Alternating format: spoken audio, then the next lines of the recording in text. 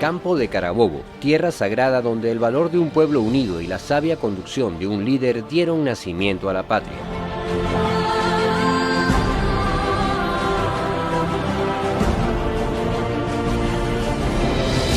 En honor a la gesta heroica se levanta en Carabobo el monumento con el que rendimos tributo a quienes nos legaron la independencia y marcaron nuestra esencia libertaria, antiimperialista y bolivariana. Territorio que fue testigo y escenario de la batalla del 24 de junio de 1821, como también lo fueron los caminos de monte y sabana que siguió el Libertador y sus tropas para conquistar la victoria.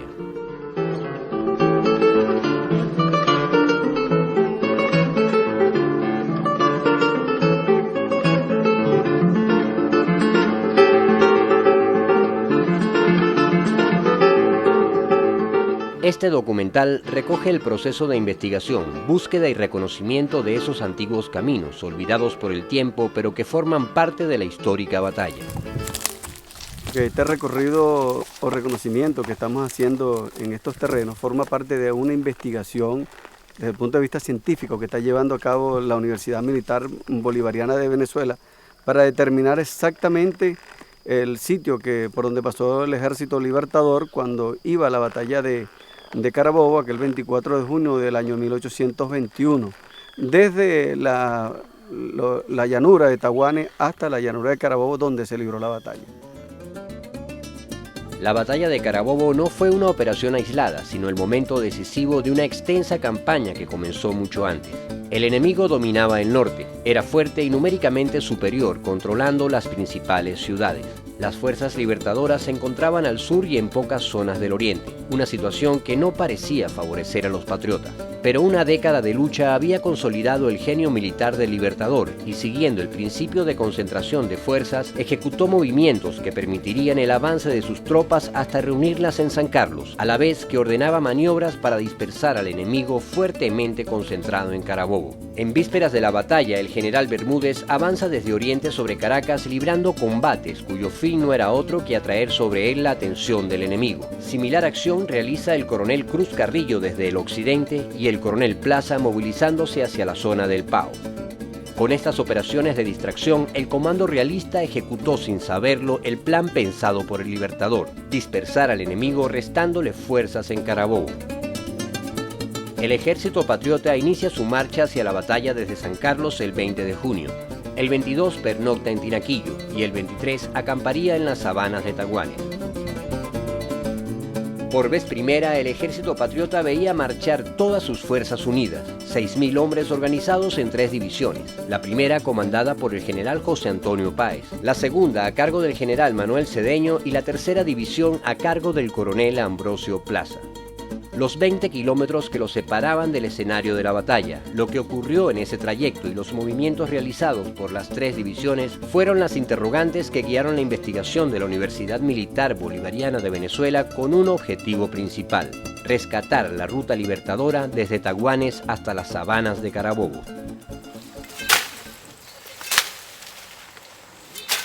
Hemos hecho durante un año 84 expediciones, 400 kilómetros de recorrido. Estas expediciones fueron conformadas desde el punto de vista multidisciplinario. Hemos tenido geógrafos, geólogos, antropólogos. Hemos también, una cosa importantísima, recogido la tradición oral. Hemos conversado con gente de la zona, sobre todo personas mayores. Nos han aportado una información valiosísima acerca de lo que ellos conocen de este camino y cuáles han sido sus vivencias en este lugar. Eso ha sido un aporte fundamental. Aquí vamos sobre la pista, ahora sí vamos ya cerca del objetivo que nos buscamos, pues. Allá para Taguanes, por ahí mismo por donde veníamos, por donde pasó Bolívar en aquellos años atrás. Yo diciéndole a Parra que Bolívar sí pasó trabajo, por donde pasó Bolívar, por tantas cerros y montes y vaina. Bolívar es Bolívar, eso nos llena de orgullo. Hace 43 años estuve por acá, por esta zona. Yo tuve el alto honor de fundar el hoy batallón 24 de junio. Que en las noches esos diálogos imaginarios que yo tenía con los próceres y que de ahí nació la canción dedicada a la batalla de Carabobo. Suena el clarín, la batalla de Carabobo, ya va a empezar. Bolívar libertador, desde el Cerro Buenavista a la posición realista, él le pasa ya revista. Observa el dispositivo que presenta el enemigo, ordena con su talento un ataque sorpresivo, una maniobra genial por la pica de la mona, al contrario desmorona. Una maniobra genial por la pica de la mona, al contrario desmorona. 23 de junio de 1821, el día antes de la batalla. Los documentos de la historia nos permiten saber que Bolívar, con su ejército reunido, acampó en algún lugar de la sabana.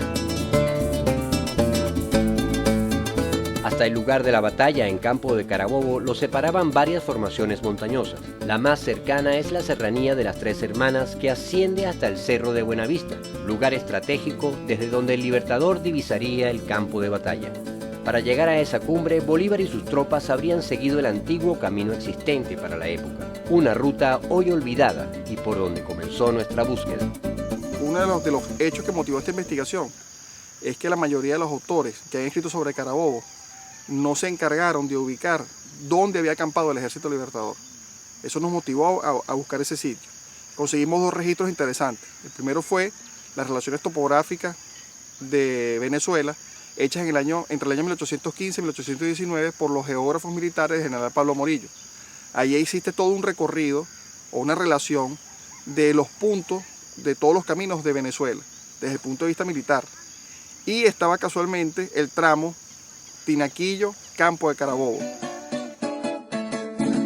Estos documentos, realizados en su momento con extremo rigor, describían paso a paso el antiguo camino, el rumbo geográfico, las particularidades del terreno, la topografía y los minutos que debían recorrerse entre cada punto de referencia. Esto nos llevó a recorrer el territorio a la misma velocidad indicada, 90 pasos por minuto. Y luego conseguimos otro registro interesante que fueron los apuntes estadísticos del Estado de Carabobo del año 1876, en el gobierno de Guzmán Blanco.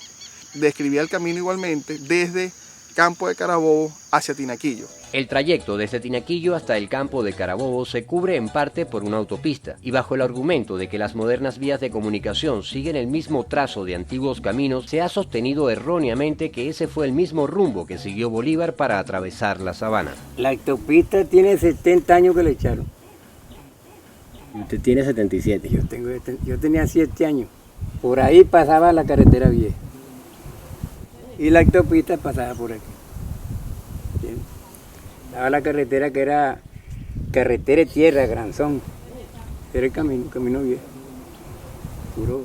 Puro granzón. La autopista iba un poco más o menos como a 1 kilómetro de la carretera por donde pasan los carros para acá. El camino de la época salía de Tinaquillo rumbo este y noreste hasta el paso del río del mismo nombre, al cual se llegaba en 10 minutos. Manteniendo el rumbo este, se llegaba a la primera casa de Taguanes en 23 minutos. De allí al paso del río Chirgua se llegaba caminando al noreste durante 20 minutos más. Pero lo que encontramos en este punto no coincidía con la descripción de los documentos históricos, dificultando la identificación del camino. Donde debía estar el paso del río Chirgua no había rastro del mismo. Y lo que debía ser un terreno plano de sabana era todo lo contrario.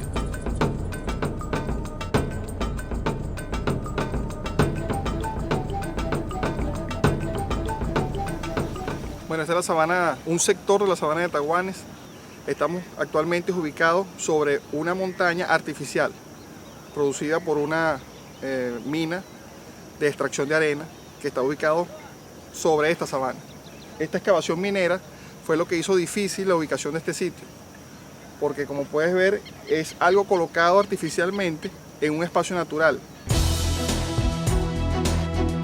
Se invirtieron varias y largas jornadas para hacer recorridos a pie y a caballo, buscando rutas alternas que pudiesen hacer coincidir las descripciones con la topografía.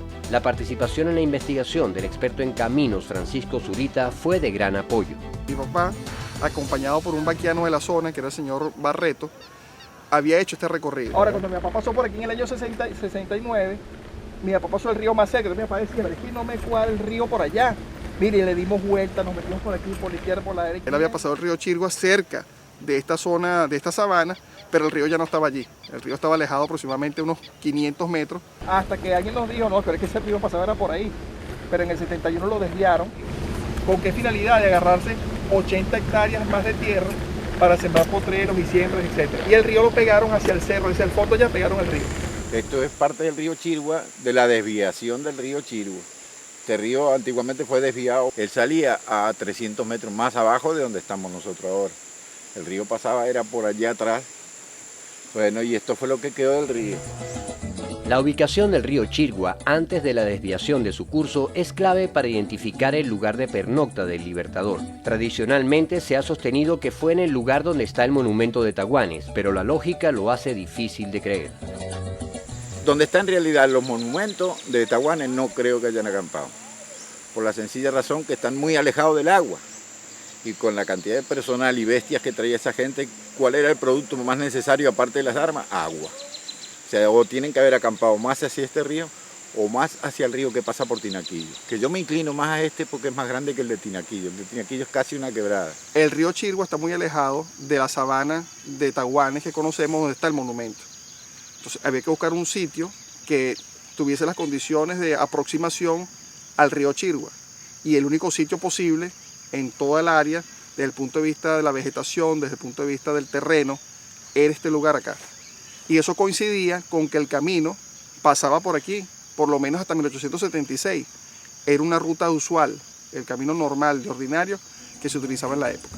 El lugar histórico que fue identificado gracias a los documentos del siglo XIX coincide exactamente con la descripción que ofrece uno de ellos. Se trata de una sabana limpia, circundada de cerros. Al fondo tenemos el cerro conocido como Cerro El Ramero, y luego hay una especie, es como un cráter que está rodeado de toda una cadena montañosa. Hace casi que una circunferencia esta sabana de Taguanes en este sector. Haber logrado identificar el lugar donde el Libertador y sus tropas pernoctaron y desde donde salieron a la batalla el 24 de junio es uno de los logros más importantes de esta investigación y un paso para evitar que termine desapareciendo bajo los escombros de la mina. A partir de este lugar y con el mismo método continuamos durante semanas levantando cada uno de los puntos de la ruta, logrando encontrar segmentos del camino completamente tapados como el camino del ganado. Este es el rasgo del camino que nos faltaba. Por aquí pasó Bolívar, aquí salió la tropa con Bolívar y pasaron hacia Las Hermanas. Me tocó conversar con el dueño de esta parcela, con 4 familias que iban acá que no se imaginaban jamás y nunca que estos podían ser los pasos del Libertador. Y resulta que hace cuestiones de 15 días dimos y lo conseguimos. Esta forma de este trillo no es corrientes de agua naturales. Estos trillos son de caballo, de animales. Camina por donde pasó el Libertador, papá, para que aprendan la historia. Don Zurita había pasado por acá hace 38, 40 años. Buscamos un personal que nos descubriera toda esta trocha y en sí este es camino bolivariano. En la ruta hacia el Cerro de Buenavista se presentó la dificultad de existir varios senderos que parecían coincidir en el tiempo de recorrido. Bueno, vamos a iniciar el camino de la izquierda, ya que hemos hecho el camino a la derecha en varias oportunidades, que es el camino que se tiene por tradicional. Partimos de este camino a la izquierda porque tú en 1969, 68, 69, cuando hiciste este recorrido no tomaste el camino a la derecha, que es el que se conoce tradicionalmente como la ruta de la caballería. Eso lo vamos a hacer más o menos en 17 minutos, basado en los relatos de estos soldados que vino con la expedición de Pablo Morillo. Entonces vamos a tratar de hacer ese tiempo, 17 minutos, pero por el camino a la izquierda, y Parra, para que nos guíes tú. Estamos tratando de concordar, según el tiempo de estos exploradores que vinieron con el ejército expedicionario, de estar en 17 minutos en el hoyo de Buenavista. Bueno, aquí sí pasa mucha tropa, ahí va planeado, ¿verdad? Localizar tramos originales del camino, como este, de apenas 17 minutos, requirieron varias jornadas de exploración, transitando las diferentes vías posibles. Estamos un poco lejos todavía, al parecer hay que buscar una vía alterna en este cerro para ponernos en los tiempos. Pero eso se trata del trabajo, de ubicar cuál es la ruta exacta. ¿Tú no te acuerdas de agarrado quebrada? Tierras de Bolívar, no son más cerca todavía de la batalla, que estamos a a pocos metros de la Torre de Buenavista. Una parte del camino original había sido modificado con maquinaria para la instalación de torres eléctricas, lo que desdibujó el sendero. Una vez salvado este obstáculo, se pudieron recoger las coordenadas precisas para llegar a la cumbre de esta importante altura, decisiva para la estrategia empleada por el Libertador. Esto que está aquí es un sitio histórico.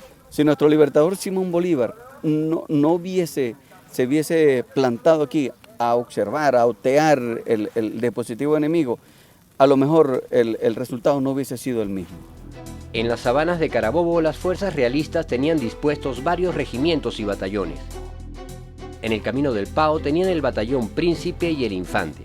En el camino hacia Tinaquillo, los batallones Barbastro, Holsterrich y Valencey. 2 piezas de artillería volante acompañaban el dispositivo. En la primera fila estaba una parte del batallón Valencey sobre un cerro llamado Cerrajones que da entrada a El Abra de Carabobo, y sobre una estratégica altura a la derecha un dispositivo de vigilancia.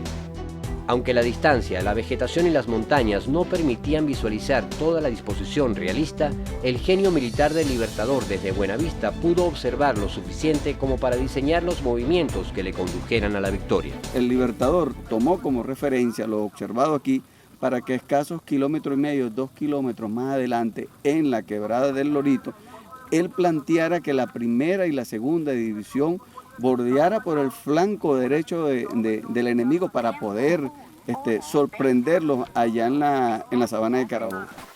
Siguiente, las coordenadas son norte 9 grados 59 minutos y 68 grados 12 minutos. Entrando a la pica de Piedras Negras. La identificación de la pica de Piedras Negras no fue tarea fácil.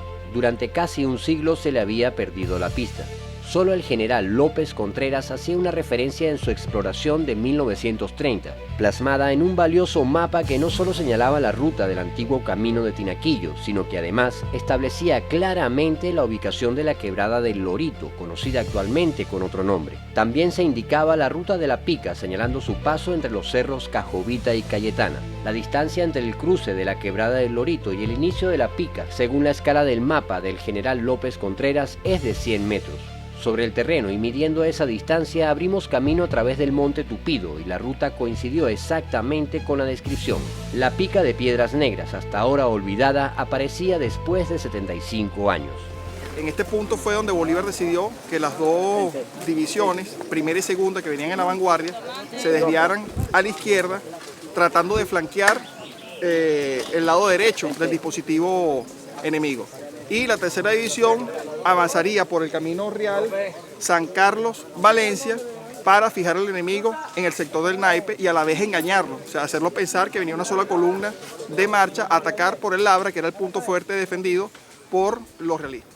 Un Abra es el eje de penetración que existe entre 2 accidentes naturales, que pues, en este caso son dos montañas, y hay un camino que las penetra, una especie de cañón, pero esas dos masas de tierra, ¿no? Que son dos cerros. Entonces en este caso, el Abra de Carabobo, a la izquierda tenemos los Cerrajones, son unas formaciones de poca elevación, y a la derecha tenemos lo que llaman el Cerro del Vigía, que es una de las elevaciones más altas en la zona del campo de Carabobo.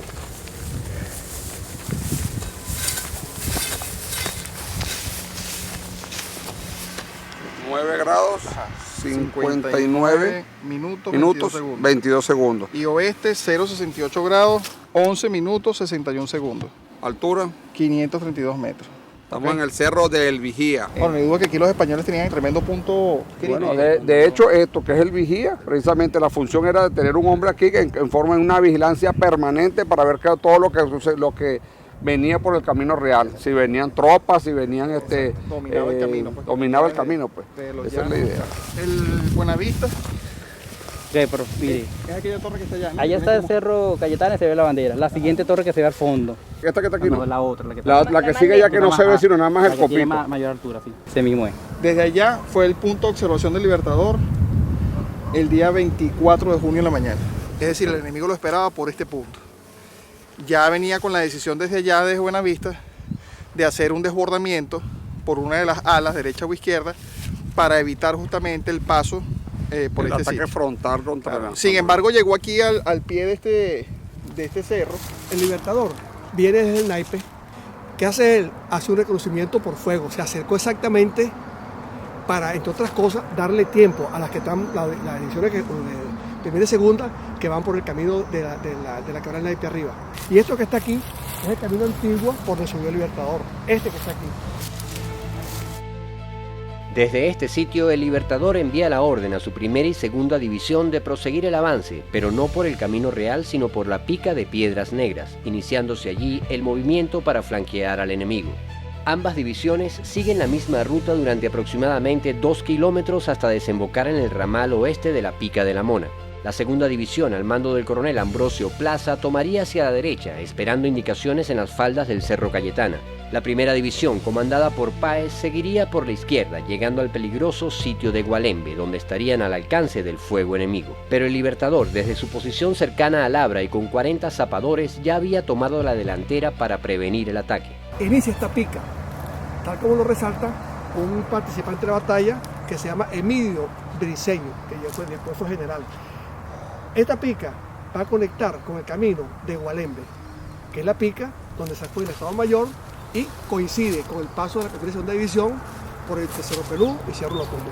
En este sitio donde nosotros nos encontramos fue que las tropas patriotas recibieron por primera vez fuego de artillería durante el desarrollo de la batalla. Oliari, que es el edecán del Libertador y el que manda para acá con el grupo de zapadores, estaba situado en ese sitio, dándole las instrucciones a todo el personal que venía en este sector que siguieran al trote o al galope y posteriormente acá hacia la izquierda, en virtud de los fuegos que se estaban recibiendo. Páez dice precisamente en su autobiografía, palabras textuales: como viésemos sus alturas ocupadas por los batallones Valencey y Barbastro, doblé sobre mi izquierda a fin de doblar la derecha del enemigo, movimiento que ejecuté a pesar del nutrido fuego de artillería. O sea, Páez lo dice claramente, el día de la batalla hubo fuego de artillería y habla de un fuego nutrido. Fíjate que en el Libertador Simón Bolívar, en su parte de Carabobo, dice: a las 11 de la mañana marchamos por nuestra izquierda, a presencia de un ejército que bien situado nos dominaba y nos cruzaba con todo su fuego. Con el tiempo apareció en el Archivo de Indias en España un legajo de documentos de la audiencia realizada un mes después de la batalla a varios efectivos del ejército realista. Uno de estos testimonios es clave para entender dónde estaban emplazados los cañones.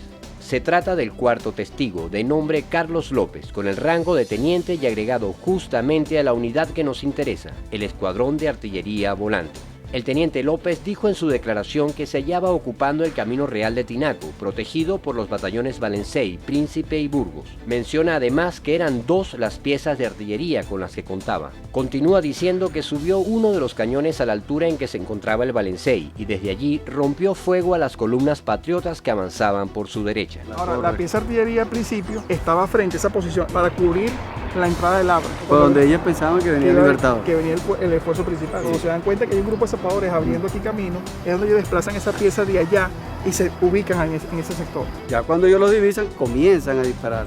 Tenemos conocimiento hasta el momento que hubo un desplazamiento de una pieza, pero no tenemos por precisión hasta qué punto se movió la pieza y dónde fue. ¿Sí? Artillería disparando hacia acá. Disparando hacia acá, pero... Hemos hecho un estudio comparativo de mapas, de croquis del siglo pasado, realizado por López Contreras. Estos datos, levantados en 1930, guiaron los pasos de la investigación por intrincados caminos en busca de la ubicación exacta de la artillería. Y este trabajo no se hace desde 1921. Este recorrido así a pie. Y eso es lo que estamos haciendo hoy. Y ahorita estamos en el cerro, donde se puede visualizar lo que es el Cerro El Vigía. Estamos buscando este ángulo para poder observar de dónde se emplazó la artillería realista. Existe un registro fotográfico interesante y esas fotografías nos han servido como muestra, como base para ubicar los sitios exactos. O sea, hemos hecho un estudio comparativo de la foto antigua con la foto actual, donde se tomó en el lugar exacto. Pero ellos, según la foto, dicen que sí se visualizaba el sitio donde le dispararon. Claro, hoy en día la cantidad de árboles, la vegetación, árboles que no eran autóctonos de esta zona, como el mango, impiden la visualización. Según la foto, era casi que una maleza rala, pues no había casi bosque. Ese cerrito es ese cerrito que está aquí. Sigue viene la depresión, vuelve a bajar aquí, ¿ves? Ajá, que es allá. Ajá, y sigue, ok. Lo que sí estamos claro es que la toma fue de aquí para allá. Hacemos geoposición hacemos el encuadre de la foto y con ella hemos podido localizar los puntos exactos donde el general López Contreras, que fue el único que hizo registro fotográfico, o el más antiguo registro fotográfico del campo Carabobo, y con eso hemos logrado conseguir la ubicación de la artillería, hemos logrado conseguir la penetración a lo que fue el Abra de Carabobo, a la trocha que emprendió Bolívar en un momento dado para evadir el dispositivo realista. La visual, la topografía, la distancia de tiro y las antiguas referencias coincidieron y logramos ubicar el emplazamiento de la artillería realista en lo que aún existe del cerro conocido actualmente como Corocoro, lugar desde donde se efectuó el fuego de artillería a una distancia de 560 metros hasta la depresión que en Gualembe forman los cerros Pelúo y El Ocumo. Nos encontramos acá el día de hoy haciendo unas pruebas, un cañón de montaña, para utilizarlo como símil en lo que va a ser la demostración de fuego de artillería en el campo de Carabobo. El motivo que el cañón que se utilizó en el año 1821 es hoy una pieza valiosísima del museo que se encuentra en el campo de Carabobo. Vamos a utilizar un cañón de instrucción. Para ello hemos traído el día de hoy un cañón de montaña que posee características similares al cañón de la época, aunque es un cañón más avanzado de otra tecnología, pero que en dimensiones, tamaño y movilidad se parece mucho al cañón utilizado en 1821. Es un cañón de 4 libras, de 85 milímetros. El calibre de este cañón es parecido a ese, solo que la diferencia de este cañón que es un cañón de retrocarga con bloque de cierre, o sea, un cañón más moderno. El cañón de la época era un cañón de bancarga, es decir, se cargaba por la parte delantera, a diferencia de este, que es un ánima rayada y no un ánima lisa como lo tenía el cañón de 1821. El cañón de 1821 podía disparar 2 tipos de munición.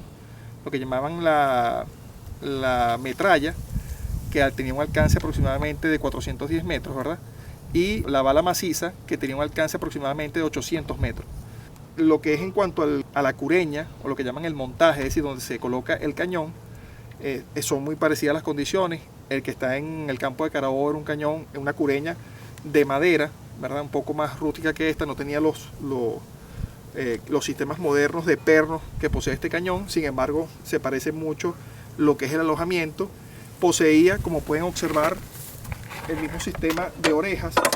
Este sistema permite que uno pueda efectuar la puntería del cañón y también representa pues un seguro para poder trasladarlo. Con mucho cuidado cuando lo gire. Es necesario mencionar que cuando el cañón de 1821, el que se utilizó en la batalla de Carabobo, se disparaba, el cañón se movía porque no tenía un sistema de estabilidad como lo poseen los cañones actuales, con amortiguadores, retrocesos.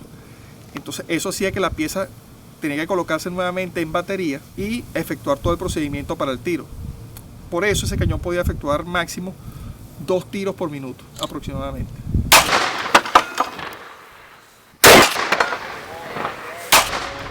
El estudio sobre la artillería usada en la batalla sirvió para las posteriores actividades conmemorativas realizadas sobre el terreno donde se encontraban emplazadas las piezas. Resueltas las interrogantes sobre la artillería y su ubicación, continuamos con la investigación sobre las rutas que siguieron las divisiones primera y segunda para llegar a las sabanas de Carabobo, coincidiendo totalmente nuestro resultado con lo planteado por el general López Contreras en 1930 en lo que a la primera división respecta. Después de haber pasado la depresión de Gualembe, esta división continúa su camino por el valle arbolado de las Garcitas, donde avanzan sin ser vistos por el enemigo hasta escalar el cerro conocido como la Centella. A partir de allí, la división de Páez continúa por 2 caminos diferentes, la infantería por la derecha y la caballería por la izquierda. En la parte norte donde se observa el mirador, se encuentra el Sajón de la Madera, que viene a descargar a la quebrada de Carabobo. Por la parte norte pasó la primera división a cargo de Páez. La caballería entraría a la sabana alcanzando el ramal oriental de la Pica de la Mona por el norte, mientras que Páez, su estado mayor y la infantería lo harían cruzando la quebrada de Carabobo desde el oeste. Estaba ubicado en la quebrada de Carabobo. Justamente en esta parte pasó parte de la primera división. Aquí se puede ver más adelante el trillo que se utiliza para escalar hacia la sabana de Carabobo justamente. Muchos patriotas caerían en este trayecto, entre ellos el teniente Pedro Camejo, conocido como el Negro Primero por su valor en la batalla, y el coronel Ferriar, comandante de los cazadores británicos. En honor a ellos se erigieron 2 monolitos señalando el lugar donde fueron impactados por el fuego enemigo.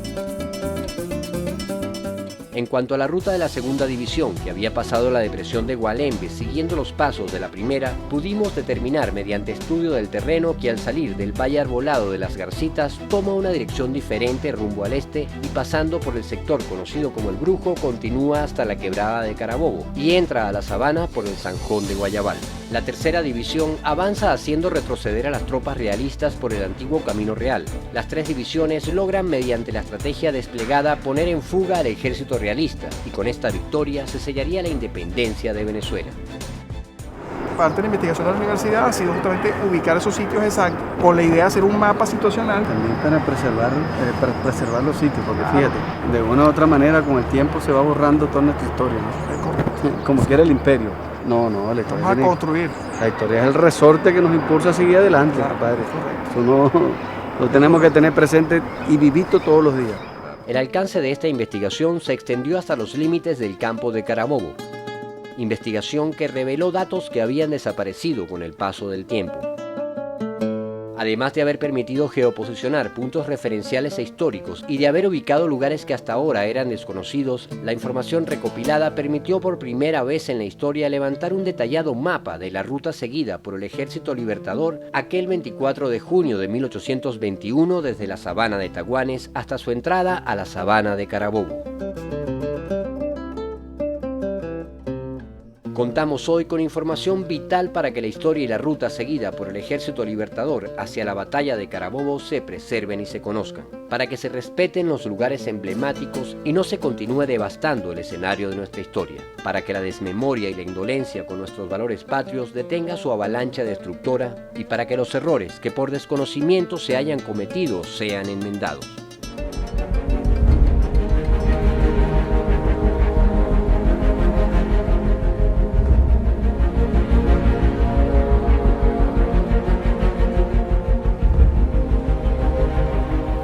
Este tendido eléctrico que se encuentra a lo largo de esta serranía han desdibujado un poco nuestra historia, ya que muchos de los lugareños conocen algunos lugares que son importantes o que fueron importantes en esta gesta histórica por el número de la torre que se encuentra sobre esa prominencia del terreno.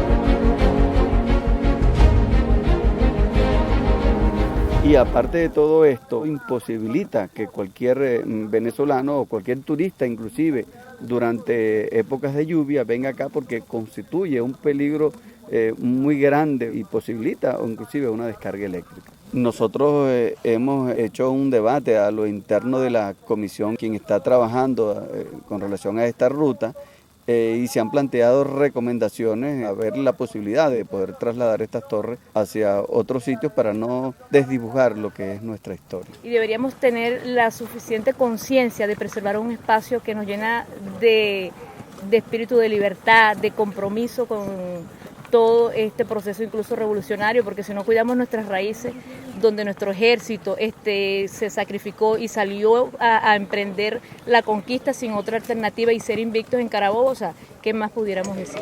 Y estamos teniendo una problemática de que están invadiendo. ¿Este era el camino? El Camino Real. Ok, muchachos, este era el Camino Real y al lado era un cementerio de la época. Todavía hay fosas de la época, ¿ok? El Camino Real iba por acá. Lamentablemente, pues hay una invasión que está acá.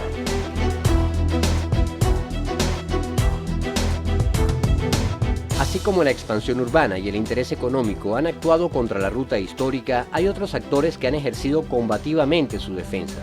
Las comunidades organizadas y el poder popular, a quien se suma hoy la Universidad Militar Bolivariana de Venezuela. Simón Bolívar. Tiene que sentirse orgulloso de que por aquí pasó Bolívar. Por esta comunidad. Okay, por aquí, por esta comunidad, no pasó por aquí pasó Bolívar. Por aquí pasó compadre. Por aquí pasó compadre, por estos montes de... El cerrito que está por aquí se llama la Cayetana, ¿lo conoce? En ese cerrito. La batalla de Carabobo. Peleando con espada. Peleando con espada. Yo soy maestro aquí, profesor de cultura, aquí en la escuela de Gualembe. Ahí tengo una brigada patrimonial. Los niños de esa brigada, ellos están conmigo en la parte de hacer los recorridos, conocer los sitios históricos. Incluso aquí me llegó un niño una vez con una punta de lanza, que parece que era el que le colocaban, incluso el que le colocaban a la bandera. Este es el dispositivo de un mosquete. que esto fue encontrado en el antiguo camino de San Carlos, justamente por donde se presume pasó la División Plaza. ¿Dónde la consiguieron esas lanzas? Hace tiempo la conseguimos allá en aquella barranca. Aquí mismo, ahí. Sí, donde está aquella barranca allá. Era un cuchillo, era como esta figura, pues más o menos. Este era el pedazo de cuchillo y tenía como un tope, pues. De llegar aquí y un tubito que le sobresalía. Yo me imagino que era que lo metían en algo, pues. La Ruta Libertadora guarda en sus entrañas un patrimonio arqueológico comprobado, razón adicional para unir esfuerzos con las comunidades organizadas en aras de su preservación. El material recabado en esta investigación nos encaminó hasta la sede del Instituto de Patrimonio Cultural, institución que se encarga de velar por el registro, salvaguarda y socialización de nuestro patrimonio cultural. El objetivo, construir los mecanismos legales para la protección de la ruta. La idea es, si nosotros hacemos lo que llaman la servidumbre de paso como tal, que uno diga, bueno, mira, por aquí va el trayecto. Se establece el plazo de un año para determinar cuáles van a ser los usos específicamente en el plan de manejo. La ruta cuenta ya con su expediente de patrimonio cultural, un significativo avance en el camino por lograr la promulgación de la declaratoria oficial que permita la preservación de este importante territorio.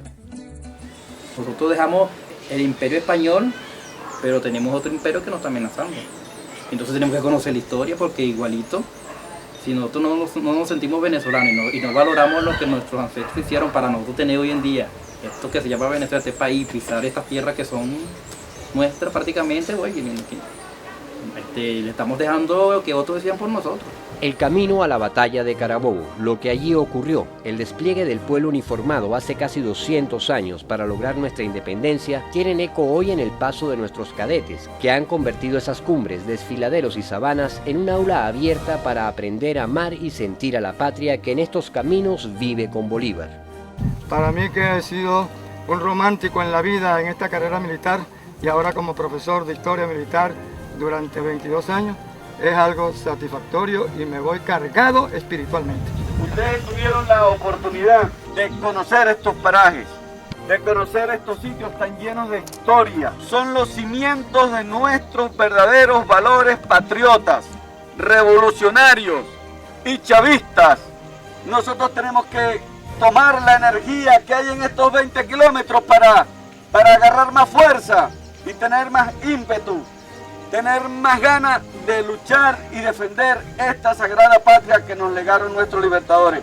Así que vamos, muchachos, vamos a emprender con mucho entusiasmo este camino, esta senda. Vamos a recorrer, vamos a caminar la gloria como lo hicieron nuestros libertadores. ¡Chávez vive! ¡Sí! ¡Independencia y patria socialista! ¡Vamos pues! ¡Vámonos para Carabobo! ¡Vamos para la gloria!